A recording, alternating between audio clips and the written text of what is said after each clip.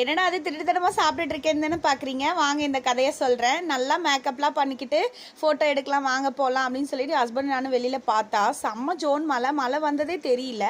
எதுக்கு ஃபோட்டோ எடுக்கிறேன்னு தானே கேட்குறீங்க. 7th மந்த் வளகாப்பும் நம்ம செய்யலை இல்லைங்களா.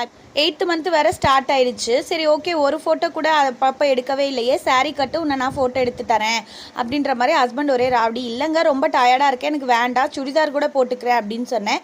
இல்லை சாரீ தான் கட்டியே ஆகணும்னு சொல்லி அடம் பிடிச்சாரு. பார்த்தா வெளியில் செம்ம மழைங்க, அதனால் ஃபோட்டோவே எடுக்க முடியல. சரி மலைக்கு சூடாக பஜ்ஜி சாப்பிட்டா நல்லா இருக்குமேனு வயிறு குவாக்குவான்னுச்சு. சரி வந்து உடனே பார்த்தா வீட்டில் எல்லா பொருளும் இருந்தது.